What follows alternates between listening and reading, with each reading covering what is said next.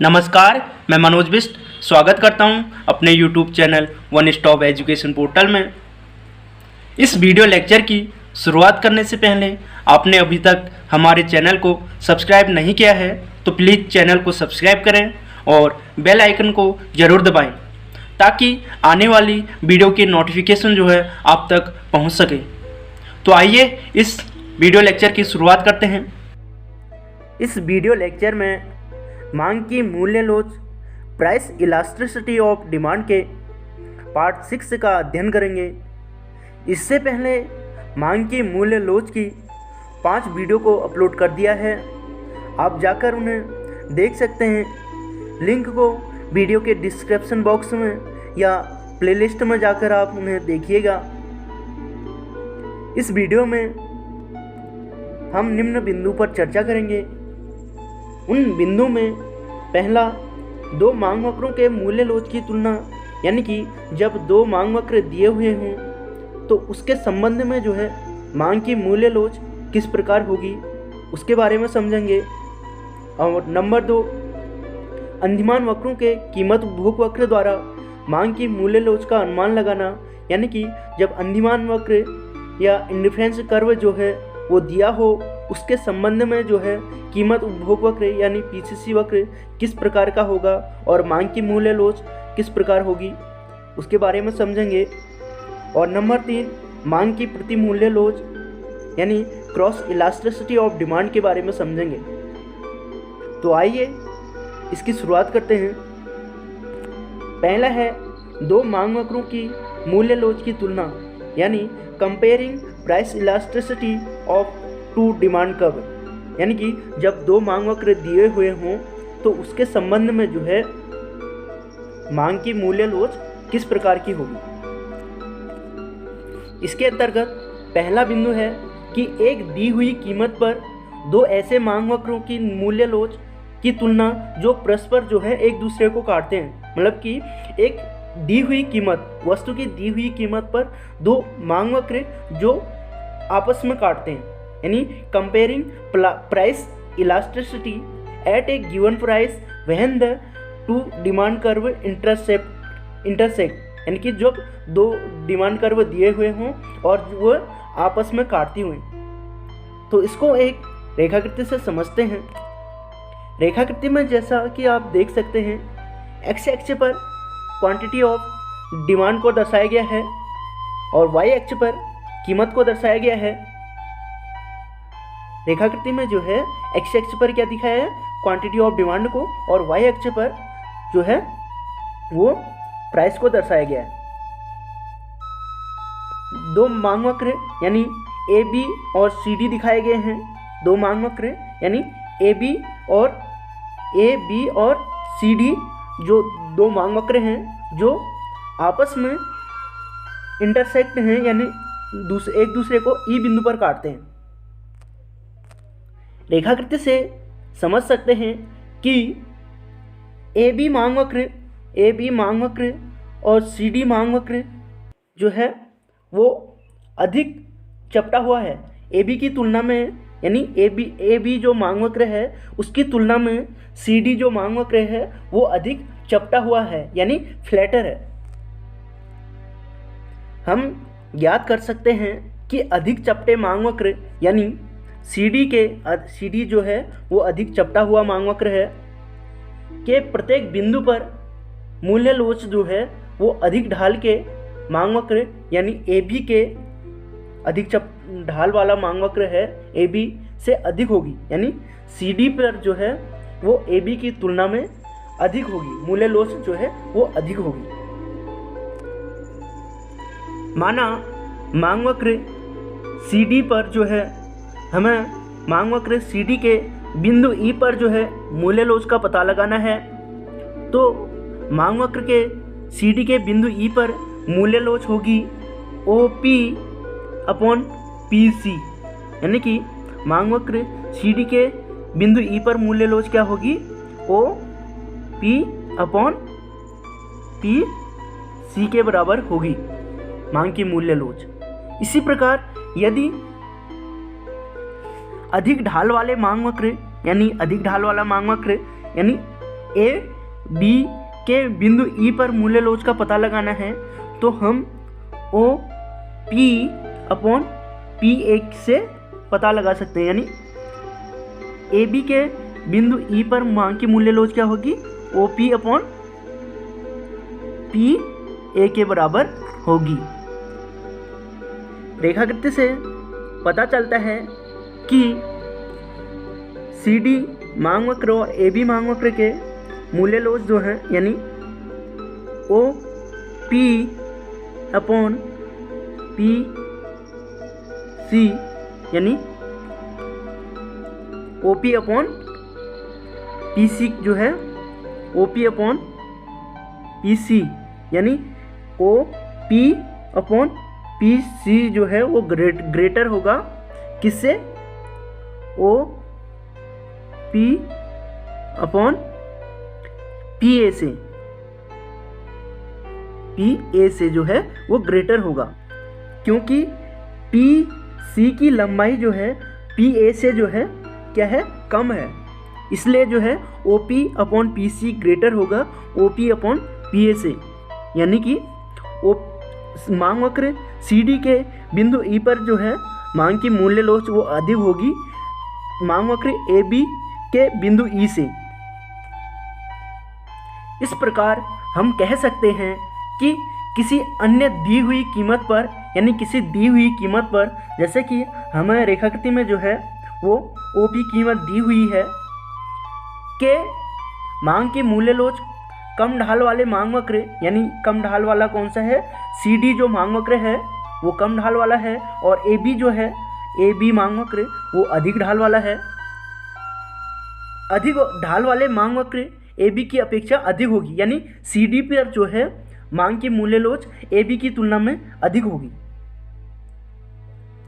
अर्थात C D पर जो है मूल्य लोच सी डी पर ग्रेटर होगा ए बी से, ए बी मांग वक्र से।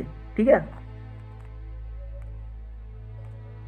इसके बाद समझते हैं दूसरा बिंदु है कि एक कीमत पर दो समानांतर मांग वक्रों की मूल्य लोच की तुलना, यानी कि एक दी हुई कीमत पर जो है दो समानांतर मांग वक्रों पर जो है मांग की मूल्य लोच जो है वो किस प्रकार की होगी। जैसा कि इसे रेखाकृति से समझते हैं, रेखाकृति में जो है एक्स एक्स पर क्वांटिटी ऑफ डिमांड को दर्शाया गया है और वाई एक्स पर जो है वो प्राइस को दर्शाया गया है, कीमत को। ठीक है, और एक कीमत जो है वो दी हुई है, ओपी कीमत जो है हमें दी हुई है, और दो समानांतर मांग वक्र यानी ए बी और सी डी जो है वो एक दूसरे के समानांतर हैं, पैरेलल हैं। ठीक है, ए बी मांग वक्र तथा सी डी मांग वक्र के ढाल भी जो हैं वो एक दूसरे के समान हैं। ए बी और सी डी का मांग वक्र के ढाल क्या हैं, एक दूसरे के समान हैं।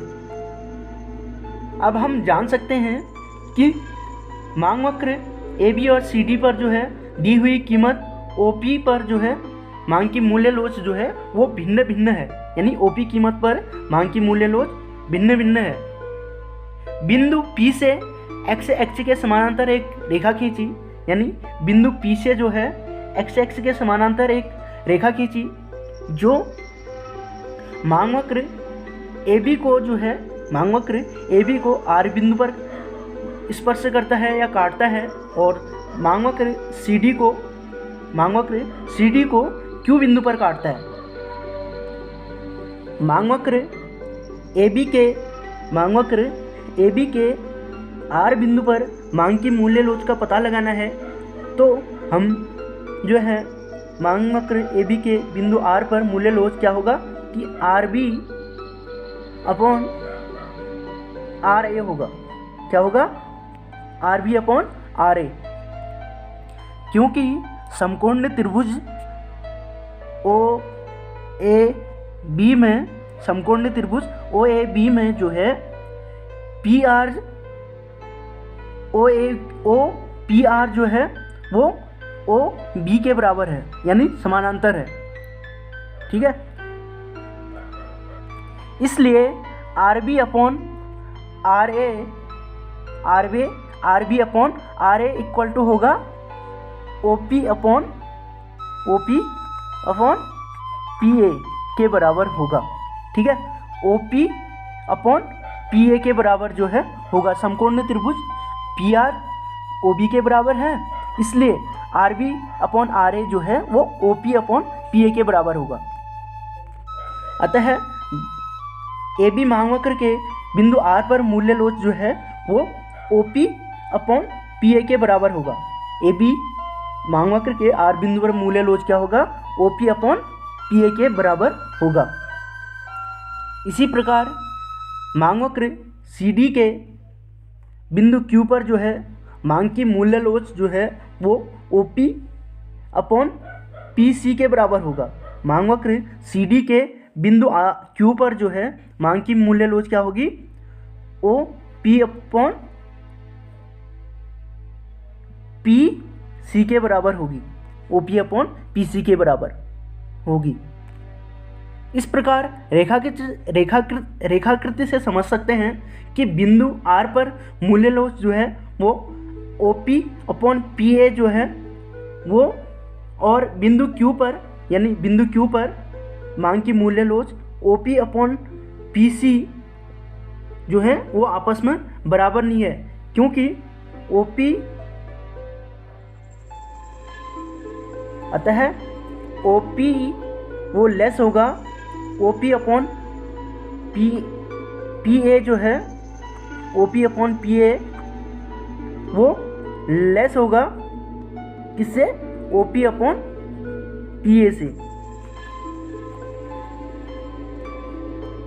ओ पी अपॉन पी ए जो है वो लेस होगा O P upon P A से, यानी कि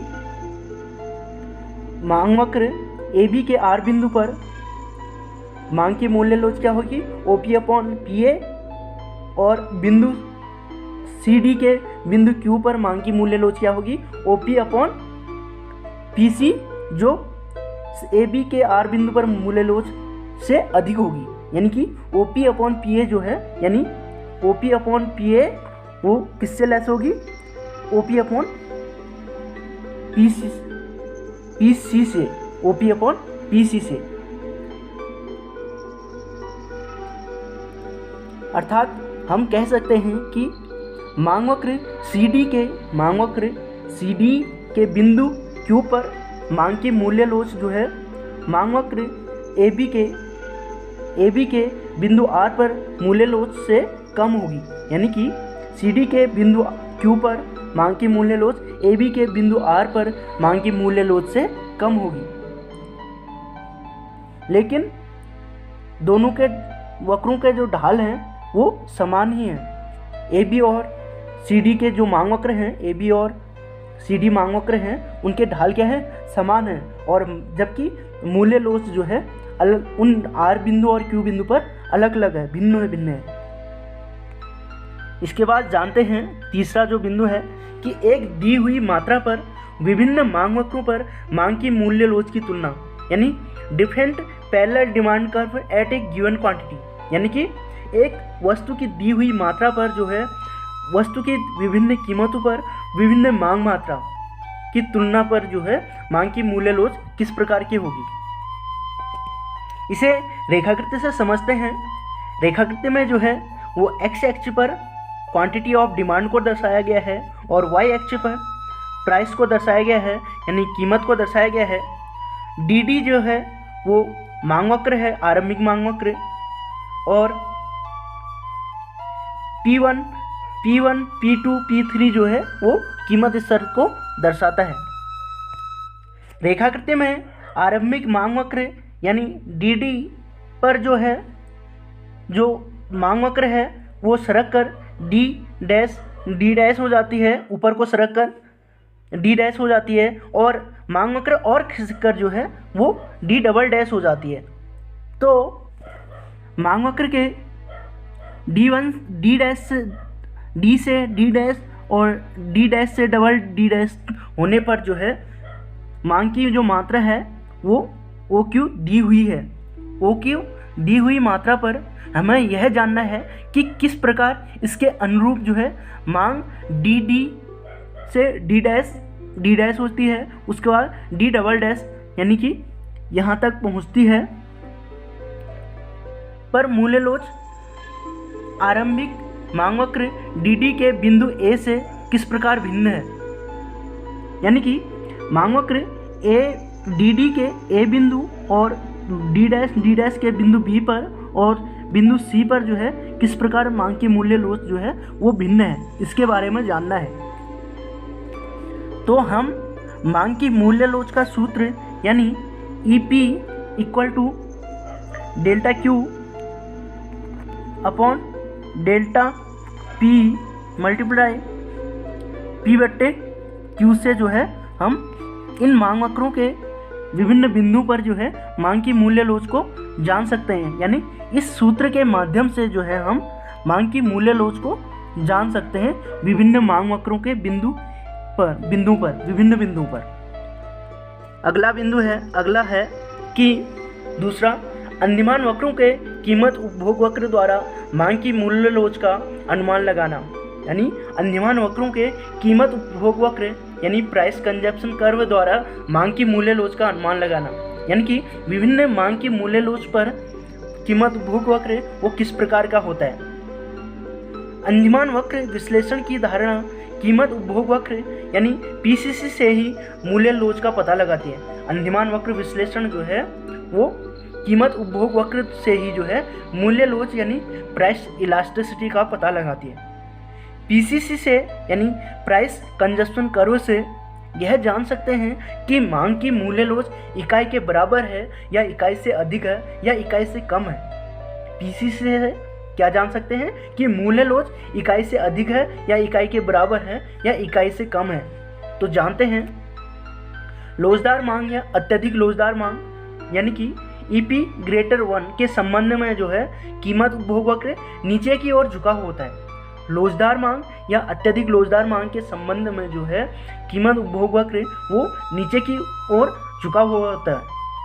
ऐसी स्थिति में वस्तु X की कीमत कम होने पर उपभोक्ता उस पर अधिक व्यय करता है। यानी कि जैसे ही किसी वस्तु X की कीमत कम होती है तो उपभोक्ता उस वस्तु पर अधिक व्यय करता है और वस्तु Y पर जो है वो पहले की तुलना में कम व्यय करता है वस्तु X की तुलना में।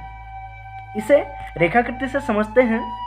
यानी लोचदार मांग नीचे की ओर झुका हुआ कीमत उपभोग वक्र यानी EP>1 के स्थिति में जो है वो कीमत उपभोग वक्र नीचे की ओर झुका होता है। यानी प्राइस कंजप्शन कर्व जो है वो डाउनवर्ड स्लोप होता है। रेखाकृति में जो है एक्स अक्ष पर वस्तु X की मात्रा यानी क्वांटिटी ऑफ डिमांड को दर्शाया गया है और Y अक्ष पर यानी Y अक्ष पर जो है वो मुद्रा आय को लिया गया है, मनी को लिया गया है। Y अक्ष पर यह माना गया है कि उपभोक्ता के पास व्यय करने के लिए मुद्रा आय की OA मात्रा है। यानी कि माना गया है कि उपभोक्ता के पास व्यय करने के लिए मुद्रा की जो आय है वो क्या है, OA के बराबर है। प्रत्येक अंदिमान वक्र यानी कि IC1, IC2 और IC3 ये जो है अंदिमान वक्र को दर्शाते हैं। यह दर्शाता है कि वस्तु X और मुद्रा के उन विभिन्न संयोगों को प्रदर्शित करता है। यानी अंदिमान वक्र जो है वस्तु X और मुद्रा के उन विभिन्न संयोगों को दर्शाता है या प्रदर्शित करता है जिनके बीच उपभोक्ता क्या रहता है कि उदासीन अथवा तटस्थ रहता है। यानी कि उपभोक्ता को समान संतुष्टि प्राप्त होती है। माना कि प्रारंभ में वस्तु X की एक दी हुई कीमत पर बजट रेखा जो है वो AB के बराबर है, AB है। यानी कि किसी वस्तु X की कीमत दी हुई होने पर बजट रेखा AB है। कीमत रेखा AB की ढाल जो कि OA/OB के बराबर है। यानी कि OA/OB के बराबर है कीमत रेखा यानी बजट रेखा AB के ढाल क्या है कि OA/OB के बराबर है, जो वस्तु X की कीमत को प्रदर्शित करता है या दिखाता है। इस कीमत पर अर्थात बजट रेखा AB से उपभोक्ता अंदिमान वक्र के बिंदु Q पर संतुलन में है। यानी उपभोक्ता जो है ए बी बजट रेखा के बिंदु क्यू पर जो है वो संतुलन की अवस्था में है। इस संतुलन बिंदु पर जो है उपभोक्ता वस्तु x की OX1 मात्रा को खरीद रहा है। इस प्रकार वर्तमान संतुष्टि की स्थिति यानी Q बिंदु पर जो है उसके पास वस्तु x की OX1 यानी वस्तु x की OX1 तथा मुद्रा की OY1 मात्रा है, अर्थात इसकी उसने x पर AY1 मुद्रा व्यय करके यानी x की AY1 मुद्रा व्यय करके जो है x की OX1 मात्रा को प्राप्त कर लिया है। माना उपभोक्ता के पास मुद्रा आय की पूर्ववर्त मात्रा रहे यानी OA ही रहे, पर वस्तु x की कीमत घट जाती है। मुद्रा की आय जो है यानी कि उपभोक्ता के पास जो आय है वो OA के बराबर ही रहे, लेकिन वस्तु x की कीमत घट जाती है, जिससे बजट रेखा वस्तु x की कीमत कम होगी तो उपभोक्ता का बजट लाइन क्या होगा यानी जो बजट होगा वो क्या होगा, बढ़ जाएगा। तो बजट रेखा बढ़कर AC के बराबर हो जाती है। इस प्रकार वस्तु x की नई कीमत नई बजट रेखा यानी AC की ढाल जो है वो OA/OC होगी। वस्तु x की नई कीमत यानी नई बजट रेखा AC की ढाल क्या होगी कि OA/OC के बराबर होगी। इस नई बजट रेखा यानी AC अर्थात वस्तु x की नई घटी हुई कीमत पर उपभोक्ता अंतिमान वक्र यानी IC2 के बिंदु Q पर जो है संतुलन में है। उपभोक्ता वस्तु x की कीमत घटने पर उसका जो बजट लाइन है वो AC है। AC बिंदु के अंतिमान वक्र Q2 पर जो है उपभोक्ता संतुलन की स्थिति में है। अपनी नई संतुलन की स्थिति में यानी Q2 में जो है उपभोक्ता जो है नई संतुलन स्थिति Q2 में वस्तु x की OX2 मात्रा खरीद रहा है और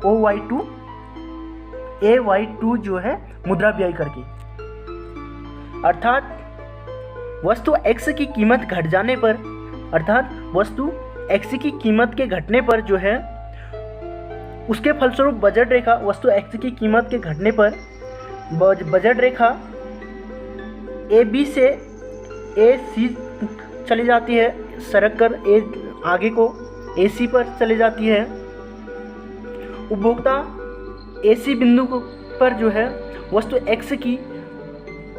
x पर जो है मुद्रा की AY2 मात्रा व्यय कर रहा है और जिससे बजट रेखा जो है वो बजट लाइन सरक कर जो है AD पहुंच जाती है। तो उपभोक्ता अंतिमान वक्र यानी IC3 के बिंदु Q3 पर जो है संतुलन में होगा, जहां पर उपभोक्ता जो है मुद्रा की OY3 मात्रा व्यय करके वस्तु x की OX3 मात्रा को खरीद रहा है। इस प्रकार उपभोक्ता के संतुष्टि बिंदु यानी विभिन्न संतुष्टि के बिंदुओं को आपस में एक रेखा से मिला दिया जाए तो हमें एक रेखा प्राप्त होती है PCC, जो नीचे की ओर डाउनवर्ड है यानी कि नीचे की ओर झुका हुआ है। इस प्रकार लोचदार मांग के संबंध में जो है PCC वक्र वो डाउनवर्ड होता है, नीचे की ओर झुका हुआ होता है।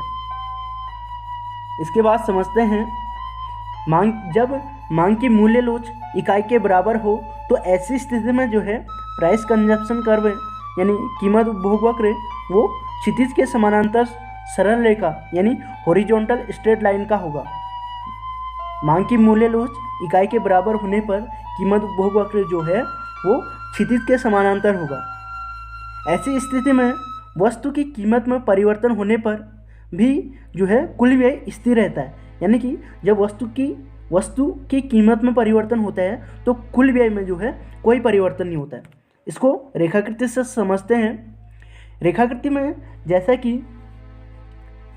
एक्स एक्स पर क्वांटिटी ऑफ गुड एक्स को दर्शाया गया है और वाई एक्स पर मुद्रा आय को दर्शाया गया है, यानी मुद्रा को दर्शाया गया है। माना उपभोक्ता के पास ओ ए के बराबर मुद्रा व्यय करने के लिए है, मात्रा है, मुद्रा की मात्रा है ओ ए के बराबर व्यय करने के लिए।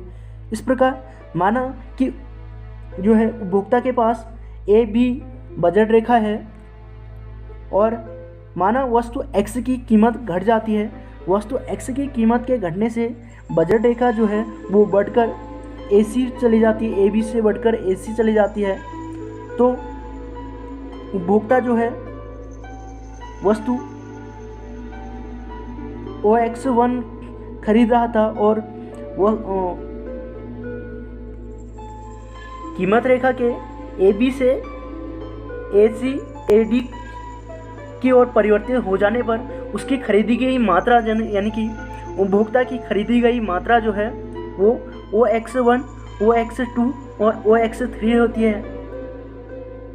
परंतु उपभोक्ता की उस पर व्यय की गई मुद्रा आय जो है वो मुद्रा आय वो स्थिर रहती है। इसी कारण जो है कीमत उपभोग वक्र जो है वो PCC यानी हॉरिजॉन्टल होगा, यानी PCC वक्र जो है वो हॉरिजॉन्टल होगा। यूनिटरी इलास्टिसिटी के संबंध में जो है प्राइस कंजप्शन कर्व है वो हॉरिजॉन्टल होगा। अर्थात ऐसी स्थिति में जो है मांग की मूल्य लोच वो इकाई के बराबर होगी, यानी EP = 1 के बराबर होगा जब कीमत उपभोग वक्र जो है वो हॉरिजॉन्टल होगा, यानी एक सीधी रेखा का होगा। इसके बाद समझते हैं बेलोजदार मांग यानी इनइलास्टिक डिमांड के संबंध में कीमत उपभोग वक्र किस प्रकार का होगा। यानी कि जब EP लेस होगा 1 से, यानी कि जब जो है EP लेस होगा 1 से, तो इस स्थिति में जो है कीमत उपभोग वक्र वो कैसा होगा। तो कीमत उपभोग वक्र जो है जब EP लेस होगा 1, तो इस स्थिति में कीमत उपभोग वक्र ऊपर को चढ़ता हुआ होता है, यानी कि बेलोजदार मांग वक्र के संबंध में जो है कीमत उपभोग वक्र वो ऊपर की ओर चढ़ता हुआ होता है। ऐसी स्थिति में जो है वस्तु की कीमत में कमी होने पर उपभोक्ता के व्यय में भी कमी हो जाती है, यानी कि बेलोजदार मांग के संबंध में जो है कीमत उपभोग वक्र वो नीचे की ओर झुका हुआ होता है, क्योंकि ऐसी स्थिति में किसी वस्तु की कीमत में कमी होने पर उपभोक्ता जो है उस वस्तु में व्यय करना भी कम कर देता है और मूल्य लोच जो है वो इकाई से कम होती है। इसको रेखाकृति से समझते हैं। रेखाकृति में जो है एक्स एक्स पर क्वांटिटी ऑफ डिमांड को दर्शाया गया है, यानी क्वांटिटी ऑफ गुड एक्स को दर्शाया गया है, और वाई एक्स पर मुद्रा आय को दर्शाया गया है। ओ वाई जो है वो उपभोक्ता के पास व्यय करने के लिए मुद्रा आय है। PCC जो है वो हमारा प्राइस कंजप्शन कर्व यानी कीमत उपभोग वक्र को दर्शाता है, जो ऊपर की ओर बढ़ता हुआ होता है। जब वस्तु X की कीमत घटने पर, यानी वस्तु X की कीमत घटने पर बजट रेखा AB से बढ़कर जो है AC चली जाती है और कीमत और कम होकर बजट रेखा जो है वो AC से बढ़कर जो है AD पर चली जाती है। तो वस्तु की मांग मात्रा OX1 से बढ़कर OX2, जब कीमत रेखा जो है AB से AC AD चली जाती है तो वस्तु की मांग मात्रा जो है OX1 से बढ़कर OX2 OX3 तक चली जाती है। तो उपभोक्ताओं का उस पर किया गया मुद्रा व्यय जो है AY1 से मुद्रा व्यय AY1 से AY2 AY3 हो जाता है। और इस प्रकार जब कीमत और गिरती है, कीमत गिरने से जो है रेखा AD पर चली जाती है, यानी कि वस्तु X की कीमत घटने पर कीमत जो है AD पर चली जाती है। तो उपभोक्ताओं का जो मुद्रा व्यय है वो AY3 पर हो जाता है। जैसे ही वस्तु की कीमत घटती है तो उपभोक्ताओं पर जो है उपभोक्ताओं का जो मांग वक्र है वो यानी कि मांग वक्र या कीमत वक्र वो बढ़कर AD पर चली जाती है। इस प्रकार हम कह सकते हैं कि ऊपर को चढ़ते हुए कीमत उपभोग वक्र का अर्थ है यानी ऊपर की ओर चढ़ते हुए कीमत उपभोग वक्र यानी प्राइस कंजप्शन कर्व का अर्थ यह है कि वस्तु X की कीमत घटने पर जो है वस्तु X पर प्रदर्शित वस्तु उपभोक्ताओं के व्यय में जो है कमी होती है। वस्तु X एक्स पर जो है वस्तु X प्रदर्शित करती है जिसमें जो है उपभोक्ता के व्यय में जो है कमी हो जाती है। अर्थात कहने का मतलब यह है कि वस्तु X की कीमत के घटने पर जो है उपभोक्ता उन वस्तुओं में जो है का जो व्यय है वो कम हो जाता है, मुद्रा व्यय कम हो जाता है। इसके बाद समझते हैं प्रति मूल्य लोच या क्रॉस इलास्टिसिटी ऑफ डिमांड के बारे में। अन्य वस्तुओं की मूल्य में सापेक्ष परिवर्तन होने के परिणाम स्वरूप एक वस्तु की मांगी गई मात्रा में सापेक्ष परिवर्तन से होता है। यानी प्रति मूल्य लोच का अर्थ क्या होता है कि किसी अन्य वस्तु के मूल्य में सापेक्ष परिवर्तन होने से, किसी अन्य वस्तु के मूल्य में जो है सापेक्ष परिवर्तन होने के परिणाम स्वरूप एक वस्तु की मांगी गई मात्रा में क्या परिवर्तन होता है, उससे जो है मांग की प्रति मूल्य लोच कहते हैं। अर्थात विभिन्न वस्तुओं की मांग जो है प्रायः एक दूसरे से संबंधित होती है। विभिन्न वस्तुओं की जो मांग है वो एक दूसरे से संबंधित होती है। यानी स्थानापन्न वस्तुओं और पूरक वस्तुओं का जो मांग है वो एक दूसरे से संबंधित होती है। जब एक वस्तु की कीमत में परिवर्तन होता है तो अन्य वस्तु की मांग मात्रा में भी परिवर्तन हो जाता है, यानी अन्य वस्तु की मांग भी बदल जाती है। जबकि उस वस्तु की अपनी मांग स्थिर रहती है। जिस वस्तु में परिवर्तन होता है उसकी मांग जो है वो अपरिवर्तित रहती है। इस प्रकार एक अन्य वस्तु की कीमत में परिवर्तन के फलस्वरूप एक वस्तु की मांग में परिवर्तन मांग की प्रतिलोच का घोतक है, इनकी मांग की प्रतिलोच को दर्शाती है। एक अन्य वस्तु की कीमत में परिवर्तन जो है अन्य वस्तु की कीमत में परिवर्तन होने पर जो है एक वस्तु की मांग में कितना परिवर्तन होता है उसे ही जो है मांग की प्रतिलोच कहा जाता है। यदि दो पदार्थों के मध्य प्रति मूल्य लोच सापेक्षता धनात्मक होती है तो वस्तुएं स्थानापन्न होती हैं। यदि दो पदार्थों के बीच या मध्य प्रति मूल्य लोच जो है वो धनात्मक होती है तो वस्तुएं क्या कहलाएंगी, स्थानापन्न, यानी सब्स्टिट्यूट गुड्स कहलाती हैं। अर्थात यदि वस्तु Y जो है वस्तु X की स्थानापन्न है, वस्तु Y यानी वस्तु Y जो है वस्तु X की स्थानापन्न है तो वस्तु X की कीमत घटने से, यानी वस्तु X की जो है कीमत घटने से जो है कीमत जो है घटने से वस्तु Y की मात्रा में क्या परिवर्तन होगा, उसे जो है स्थानापन्न वस्तु कहते हैं। अर्थात स्थानापन्न वस्तु के संबंध में जो है मांग की प्रति मूल्य लोच धनात्मक होती है। यानी कि एक वस्तु की कीमत में परिवर्तन होने पर जो है उस दूसरे वस्तु की मांग में वृद्धि हो जाती है। यदि प्रति मूल्य लोच जो है यानी क्रॉस इलास्टिसिटी ऋणात्मक होती है तो वस्तुएं जो है वो एक दूसरे की पूरक होती हैं। यानी कि पूरक वस्तुओं की प्रति मूल्य लोच जो है वो ऋणात्मक होती है। जैसे कि रोटी और मक्खन, चाय और दूध आदि। तो एक वस्तु की कीमत बढ़ने पर दूसरी वस्तु की मांग में कमी हो जाएगी। यानी कि एक वस्तु की कीमत बढ़ने पर जो है दूसरे वस्तु की मांग में कमी हो जाएगी, उसे जो है पूरक वस्तुएं कहते हैं। और पूरक वस्तुओं के संबंध में जो है मांग की प्रति मूल्य लोच जो है वो ऋणात्मक होती है। अब प्रोफेसर बेन के अनुसार जब मांग की प्रति मूल्य लोच अनंत होती है, यानी कि जब मांग की प्रति मूल्य लोच जो है अनंत होती है यानी इन्फिनिटी होती है तो बाजार संरचना यानी मार्केट स्ट्रक्चर जो है वो पूर्ण प्रतियोगिता की होती है।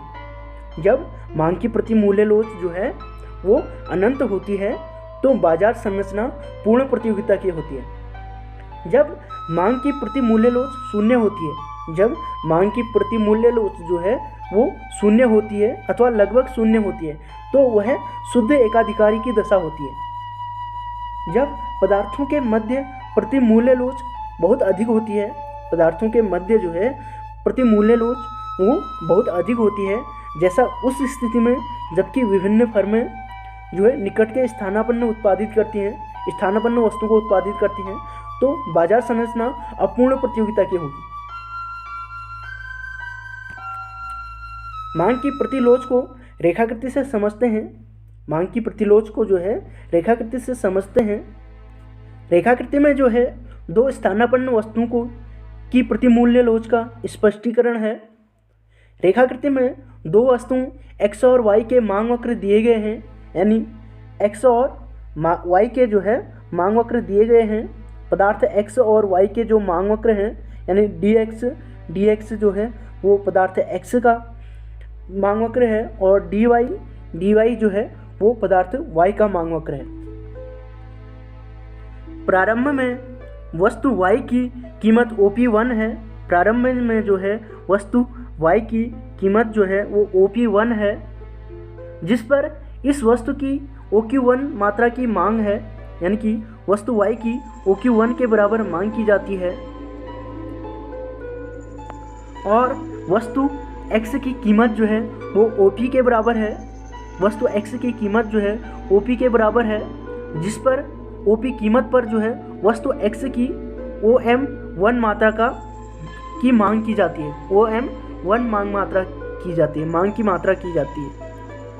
मांग की जाती है। OP कीमत पर जो है OM1 के बराबर मांग की जाती है। अब माना कि वस्तु y की कीमत जो है वो घटकर OP1 से OP2 हो जाती है। कीमत घटकर OP1 से OP2 हो जाती है, तो परिणाम स्वरूप वस्तु y की मांग मात्रा OQ1 से बढ़कर OQ2 हो जाती है। ठीक है, OP1 से OP2 होने पर कीमत जो है वस्तु की y की मांग मात्रा जो है बढ़कर OQ2 हो जाती है। वस्तु x का मांग वक्र यानी dx जो है बनाते समय यह कल्पना की गई थी कि अन्य वस्तु यानी उसके जो विपरीत पदार्थ हैं या स्थानापन्न वस्तुएं हैं उनकी कीमतें जो है वो स्थिर रहती हैं।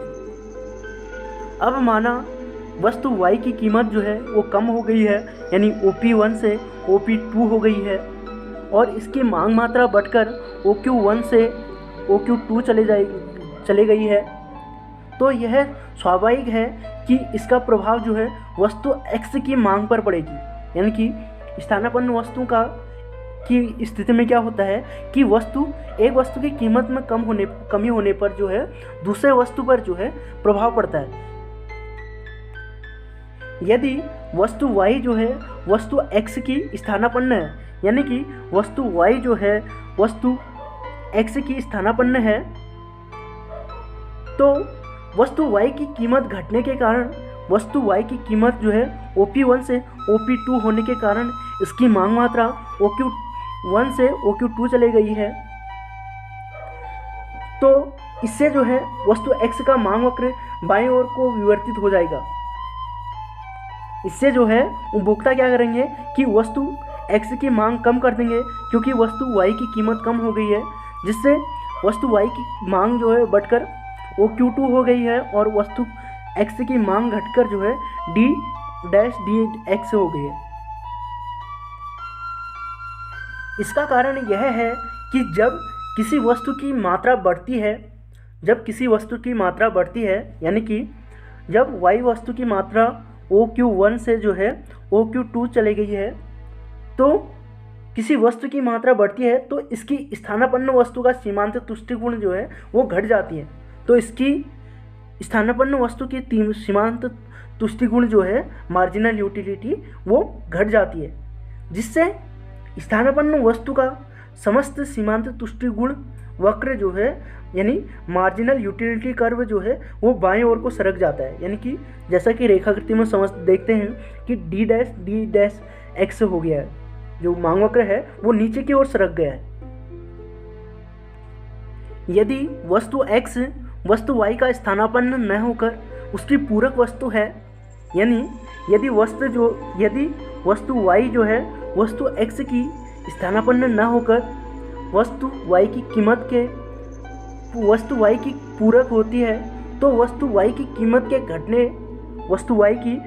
के घटने और उसकी मांग मात्रा के बढ़ने से वस्तु x की मांग में भी वृद्धि होगी। यानी कि वस्तु x की कीमत यानी कि वस्तु y की जो है कीमत के घटने पर उसकी मांग मात्रा में वृद्धि होने से वस्तु x की मांग मात्रा में भी वृद्धि होगी, और जो डिमांड कर्व होगा वो दाएं ओर को शिफ्ट हो जाएगा, यानी कि D" हो जाएगा, D" हो जाएगा। इस प्रकार जो है पूरक वस्तु के संबंध में एक वस्तु की कीमत के कम होने पर उसकी मांग मात्रा बढ़ती है, जिससे जो है दूसरे वस्तु की मांग मात्रा में भी वृद्धि हो जाती है और मांग वक्र जो है दाईं ओर शिफ्ट हो जाता है, यानी विवर्तित हो जाता है। यह पूरक वस्तु के केस में होता है। और स्थानापन्न वस्तु के केस में यह होता है कि वस्तु y की कीमत कम होने पर वस्तु y की मांग मात्रा बढ़ेगी और वस्तु x की मांग मात्रा कम हो जाएगी। अब समझते हैं मांग की प्रतिलोच का माप, यानी मांग की प्रतिलोच को किस प्रकार मापा जाता है उसके बारे में समझते हैं। जब वस्तु y की कीमत के घटने से वस्तु x की मांग मात्रा बढ़ती है, तो मांग की प्रतिलोच के गुणांक को वस्तु x की मांग मात्रा में सापेक्ष अथवा आनुपातिक परिवर्तन को वस्तु y की कीमत में सापेक्ष अथवा आनुपातिक परिवर्तन से विभाजित करके ज्ञात किया जा सकता है। मांग की प्रतिलोच का माप कैसे किया जाता है कि जब वस्तु y की कीमत घटने से वस्तु x की मांग मात्रा में वृद्धि होती है, तो मांग की प्रतिलोच के गुणांक को वस्तु x की मांग मात्रा में सापेक्ष अथवा आनुपातिक परिवर्तन को जो है वस्तु y की कीमत में सापेक्ष अथवा आनुपातिक परिवर्तन से विभाजित करके ज्ञात किया जाता है। मांग की प्रतिलोच यानी कि वस्तु x की मांग मात्रा में सापेक्ष अथवा आनुपातिक परिवर्तन को वस्तु y की कीमत में सापेक्ष अथवा आनुपातिक परिवर्तन से विभाजित करके जो है मांग की प्रतिलोच को ज्ञात किया जा सकता है। सूत्र रूप में जो है इस प्रकार है, यानी वस्तु x की वस्तु y के लिए प्रतिलोच, यानी वस्तु x की जो है वस्तु y के लिए प्रतिलोच इक्वल टू होता है वस्तु x की मांग मात्रा में आनुपातिक परिवर्तन, यानी वस्तु x की मांग मात्रा में आनुपातिक परिवर्तन बट्टे वस्तु y की कीमत में आनुपातिक परिवर्तन, वस्तु y की कीमत में आनुपातिक परिवर्तन। वस्तु x की वस्तु y के लिए प्रतिलोच बराबर क्या होता है कि वस्तु x की मांग मात्रा में आनुपातिक परिवर्तन बट्टे वस्तु y की कीमत में आनुपातिक परिवर्तन। इसको इस प्रकार समझते हैं, यानी EC equal to delta Q X upon Q X divide by delta P Y upon P Y. EC बराबर क्या होता है कि delta Q X upon Q X divide by delta P Y upon P Y. यहाँ EC जो है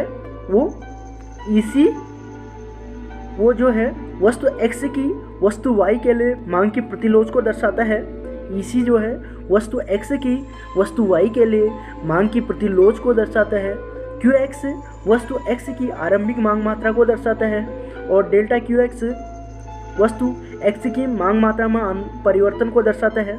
delta QX जो है वस्तु x की मांग मात्रा में परिवर्तन को दर्शाता है और डेल्टा QY जो है वो वस्तु y की कीमत में लघु परिवर्तन यानी कि थोड़ा सा परिवर्तन को दर्शाता है। डेल्टा PY वस्तु y की कीमत में लघु परिवर्तन को दर्शाता है और PY जो है वो वस्तु y की आरंभिक कीमत को दर्शाता है। PY क्या दर्शाता है? वस्तु y की आरंभिक कीमत को दर्शाता है।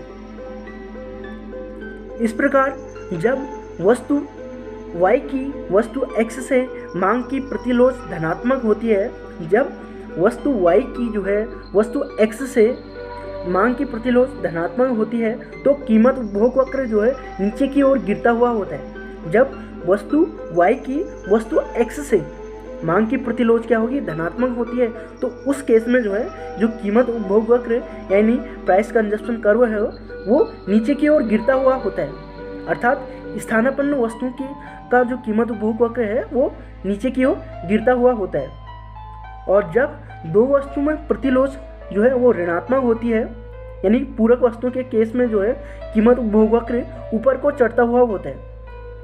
कीमत उपभोग वक्र जो है पूरक वस्तुओं के संबंध में ऊपर की ओर चढ़ता हुआ होता है। वस्तु y की वस्तु x से मांग की प्रतिलोच शून्य होने की स्थिति में जो है पीसीसी वक्र वो समानांतर यानी सरल रेखा का होता है। वस्तु y की वस्तु x से मांग की प्रतिलोच शून्य होने की स्थिति में जो है पीसीसी समानांतर यानी सरल रेखा का होगा, यानी हॉरिजॉन्टल आकार का होगा, जब x और y के बीच जो है मांग की प्रतिलोच शून्य होगी। धन्यवाद। आशा करता हूँ कि यह वीडियो लेक्चर आपको पसंद आया होगा। बने रहिए हमारे YouTube channel one stop education portal में। धन्यवाद।